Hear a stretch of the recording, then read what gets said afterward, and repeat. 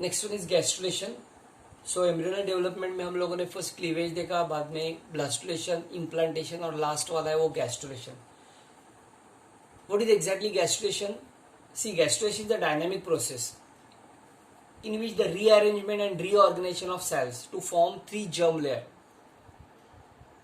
namely ectoderm, mesoderm and endoderm, जिसको हम लोग गैस्ट्रुलेशन बोलते हैं। सो ये एक डायनेमिक प्रोसेस, इसमें रीऑर्गेनाइजेशन और रीअरेंजमेंट सेल्स होने के बाद थ्री जर्म लेयर्स फॉर्म हो जाते हैं, एक्टोडर्म, मीसोडर्म और endoderm. It is the process of formation of gastrula from the blastocyst. Blastocyst से गैस्ट्रुला फॉर्म हो जाती है।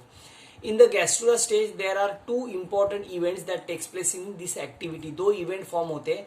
पहला जो इवेंट है वो डिफरेंशिएशन ऑफ ब्लास्टोमियर्स है, जो भी ब्लास्टोमियर्स फॉर्म हुआ वो डिफरेंशिएट होते हैं, और दूसरा है वो मॉर्फोजेनिक मूवमेंट हो जाती है।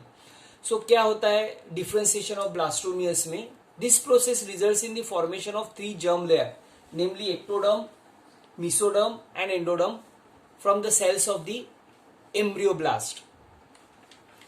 सेकंड जो है वो मॉर्फोजेनिक मूवमेंट होती है। These are different type of movements to reach their definite place in the embryo, that is ectoderm, endoderm, mesoderm की प्लेस डिसाइड हो जाती है। Gastrulation begins in the embryoblast cells on about 8 day after fertilisation. सो अगर आपने देखा रहेगा कि implantation की ब्लास्टुलेशन की प्रोसेस खत्म होते होते गैस्ट्रुलेशन स्टार्ट हो जाता है। सो गैस्ट्रुलेशन और इम्प्लांटेशन है साइमल्टेनियस प्रोसेस रन हो जाती है।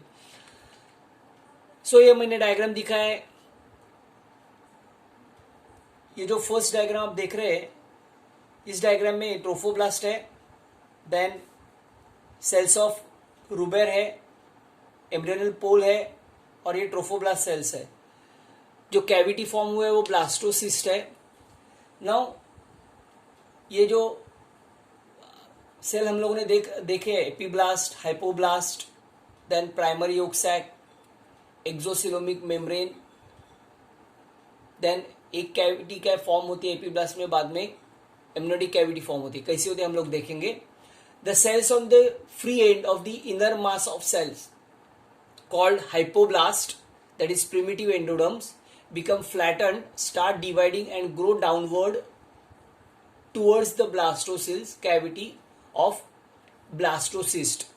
now ये जो inner mass of cells की inner lining है, this is the inner mass of cells, जिसको हम लोग embryonic knob बोलते हैं। जो inner mass of cells है ना, ये become flattened, और flattened होके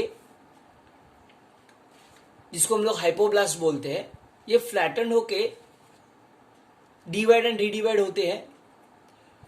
डिवाइड ग्रोथ जो है वो डाउनवर्ड साइड में हो जाएगी और टुवर्ड्स दी ब्लास्टोसिल कैविटी में कैविटी ऑफ ब्लास्टोसिस हो जाती है।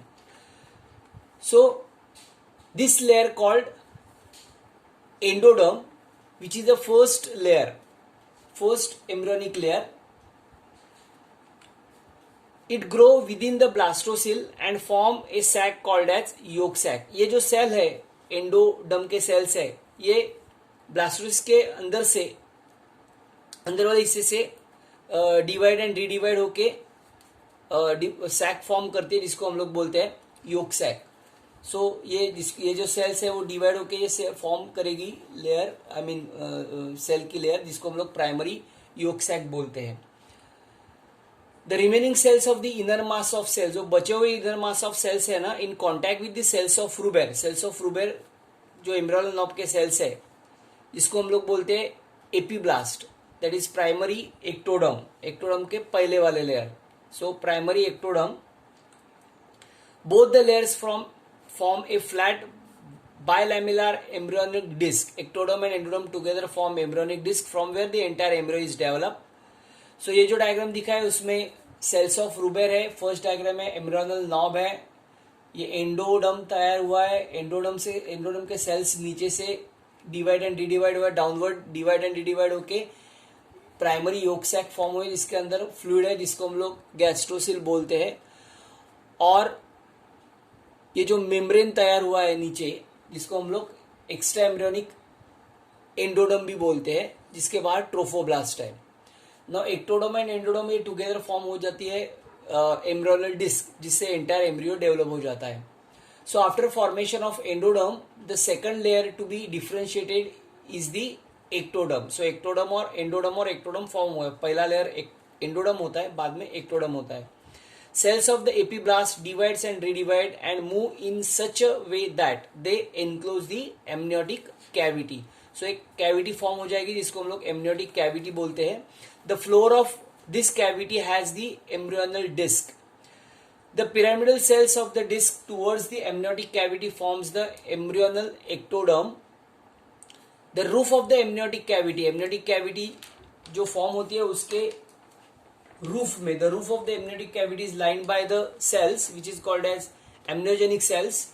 Later these cells divide and redivide to form amnion. इसमें amnion form हो जाती है और amnion is an extra embryonic membrane that surrounds and protects the embryo. पूरा embryo की protect करने के लिए ये amnion से तैयार हुआ एक्स्ट्रा एम्ब्रियोनिक मेम्ब्रेन जिसको हम लोग amnion बोलते हैं, ये पूरा embryo को protect कर देते हैं.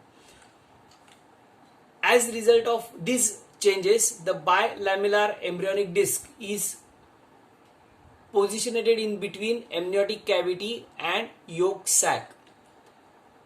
So now what happened? Actual gastration occur about 15 days after fertilization. 15 days के after ये gastration की process in which ये जो bilamellar embryonic disc है ये ट्रांसफर इनटू ट्राइलेमिलर एम्ब्रियोनिक डिस्क, मतलब 2 से 3 लेयर फॉर्म हो जाती है.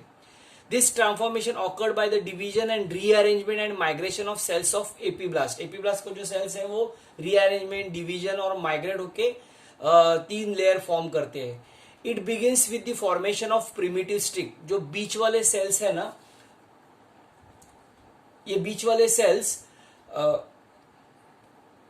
एंडोडर्म के, ये start divide and redivide to form primitive stick and a shallow groove on the surface is called as primitive groove. ये primitive groove form करेंगी. Okay, this is primitive node है.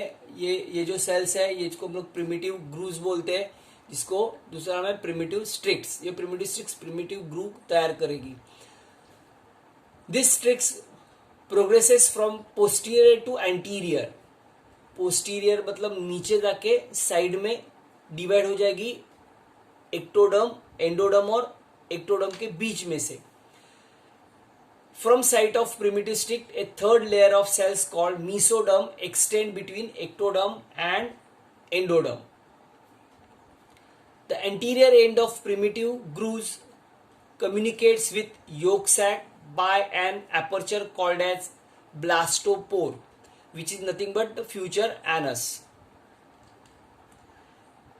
The embryonal disc now has differentiated. Now ये gastration की process complete हो गई और 3 layer form हो गए. So that 3 layers are ectoderm, mesoderm and endoderm.